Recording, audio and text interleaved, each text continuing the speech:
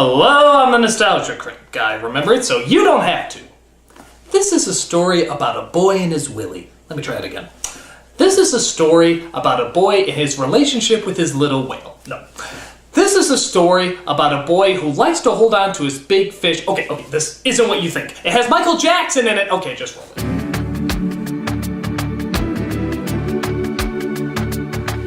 Yeah, you remember this little classic, don't you? Two misunderstood souls share a special bond that neither one can explain, but neither one would give up for the world. Never heard that before, except for a boy and his raccoon, a boy and his dog, a boy and his hawk, and a boy and his multiple alien knockoffs. So this story was really nothing new at the time, yet it still turned out to be a big hit. Why? Well, let's look at this whale of a fail to find out.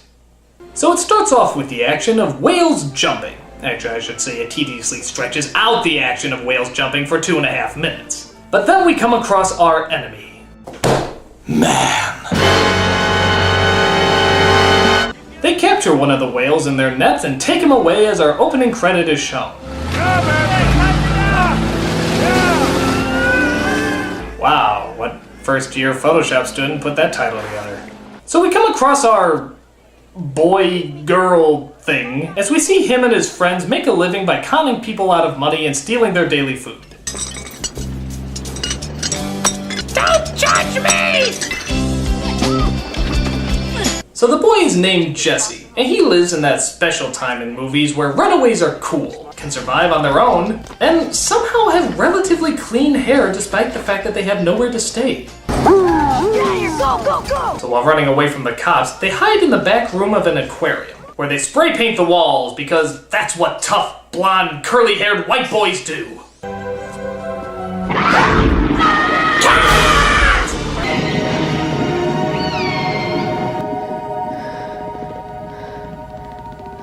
What is that? Yeah, I saw this in a book somewhere. I think it's called marketable. So almost instantly a connection is made between the boy and the whale. But Jesse is caught by the cops and brought down to the station. Aw, did you miss me, Dwight? Don't play.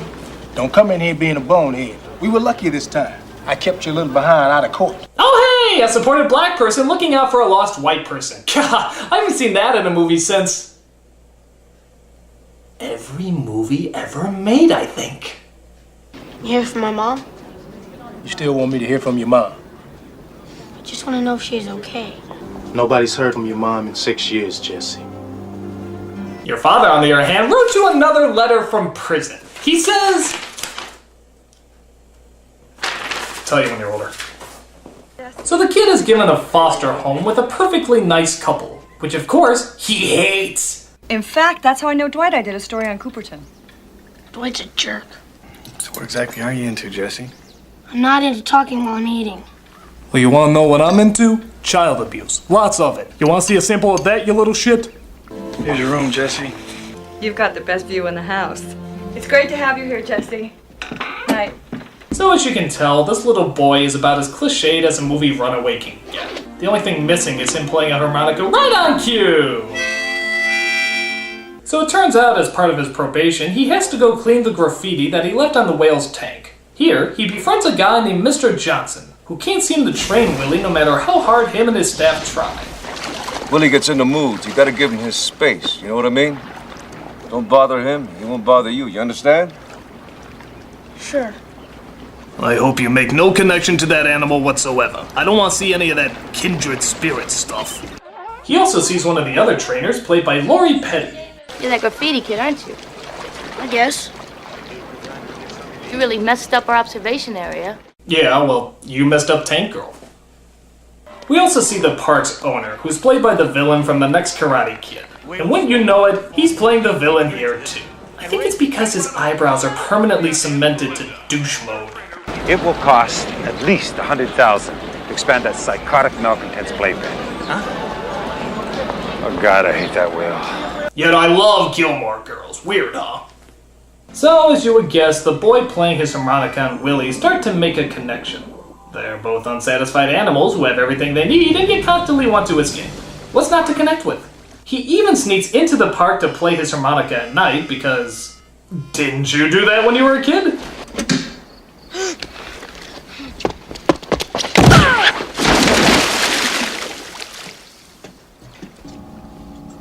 So after his thorough search, it turns out that Jesse almost drowns. But of course, Willy, the whale who couldn't love, saves the boy's life. I assume it's because he likes his food dry, but maybe he loves him as well.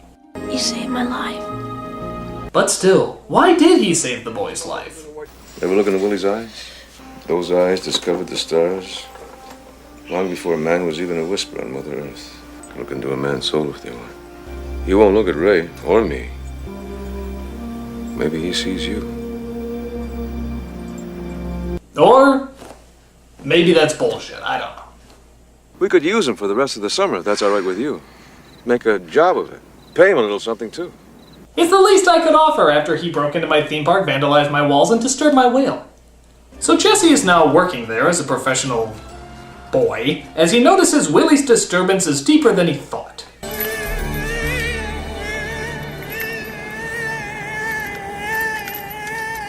God, it sounds like Curly having a hernia. So it turns out the owners of the park aren't treating him very well. But that's because they don't have the misunderstood heart of gold that Jesse has. You're like Burberry. Still a beautiful animal, though. Yeah, real streetwise kid, like I said. Hey, I ain't playing, man. This is the real deal. Hey, you don't like it? Shove it out your pie hole. You're such a beautiful animal. So the kid starts training the whale without even knowing it, as Mr. Johnson and the other trainer think that maybe he should be the one to train him for a show. So she trains the kid to train the whale, as their bond gets even closer and closer. But something still seems to be missing from Willy's life.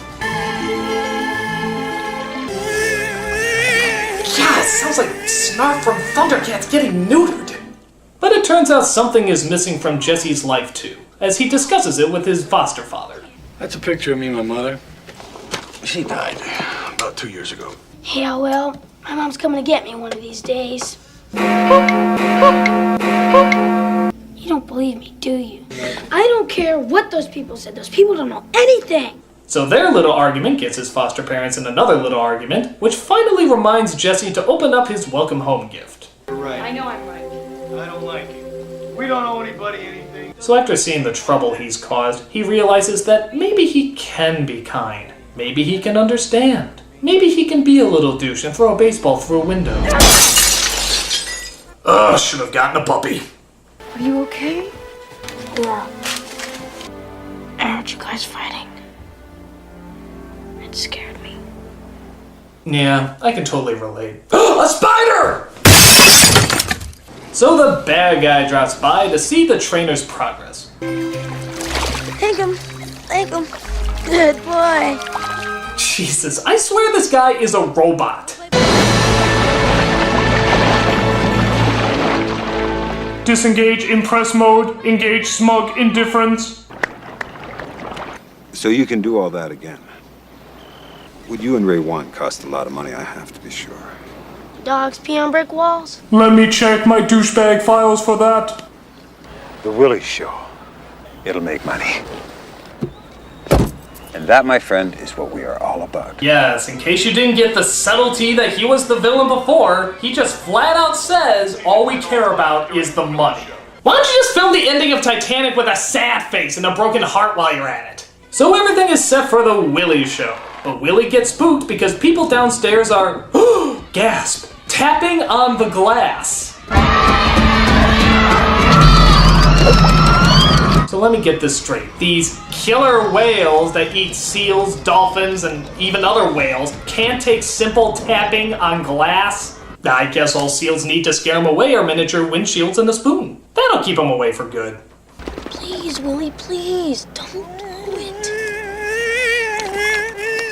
God, it sounds like Jar Jar Binks in a blender. So Willy gets so mad at the constant clapping that he actually rams the glass, which actually results in one of my favorite scenes from one of the henchmen.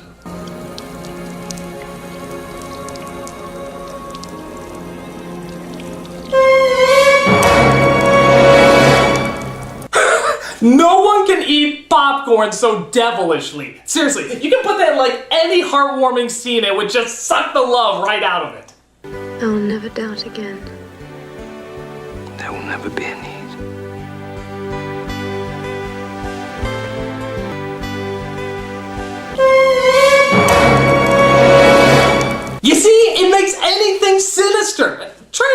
movies. I want to see what we come up with. So Jesse gets bummed out that Willy bailed out, so the supportive black guy comes in to try and talk some sense into him. Sick of this place. Going to find my mom. The state can't find your mom. The federal government can't find your mom either. When are you gonna get it? Hey, your mom isn't coming back. Turned around and drove away. Didn't look around, didn't slow down, didn't even look in the rearview mirror. If this is the motivational speech, I suggest a rewrite. So Jesse packs up his things and decides to run away again. Where is he going, you might ask?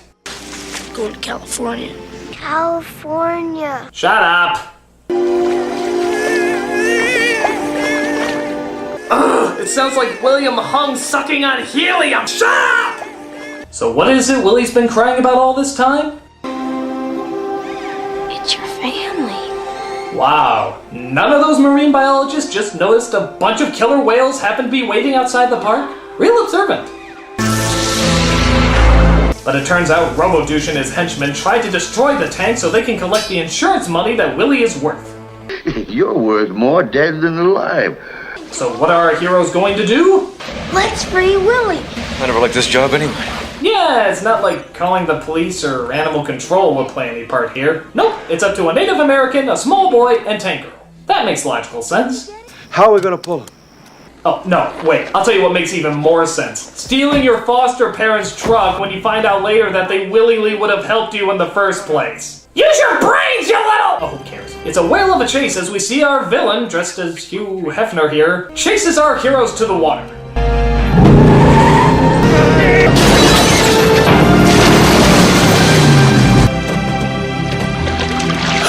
Fuck adoption. Fuck adoption! But the bad guys have sealed off their only way out, laying their net so that Willy can get caught. Hurry, Willy, hurry! Don't forget me, okay? Don't forget you. So it looks like this is goodbye. That famous scene that's shown on all the posters, every trailer, and even on the front of the DVD? Yeah, it looks like that's not going to happen. That whale's not going anywhere. Water's 20 feet deep, those nets will touch bottom, close it in. I believe this calls for a victory snort. Care to join me? Now come on, Willy, I know you can do it, boy! Okay, so we all know this scene and we all know the jokes made about it. The whale only makes it halfway. The whale crushes the boy. The whale eats the boy while jumping over. We've seen all the satires. But here's my question that nobody's ever brought up. If Willy can jump over several feet of solid rock, why couldn't he just jump over the nets? They're underwater. All he has to do is jump half a centimeter and he's free. There was no point in jumping over those fucking rocks. It was totally dumb. God, I hate that whale. Oh well, at least I still got my white shark insurance at SeaWorld. So the kid reunites with his foster parents and Willy reunites with his family as well. There it is, Free Willy. What's my take? Well, I can't say it's a terrible movie, but it's not really that good. There's very few surprises in it because we've seen this story 100 times. We just haven't seen it with a whale yet. But aside from that, it hits every note that we've seen in every other movie about a kid and his pet. There's really nothing different to it. So, why was this movie such a big hit? Because Michael Jackson did the song for it. That's right, that's the only reason I think this movie made money. He was still like one of the biggest things in the world at the time, so if he said, hee hee, watch this whale, people are gonna watch that fucking whale. But like I said, it's not a terrible movie. I mean, it's not as bad as something like A Troll in Central Park. Nope, I know this works. Yeah, if I say the entire title, that means that I had to review it next week. Yeah, I know this joke. Yeah, I'm not doing it.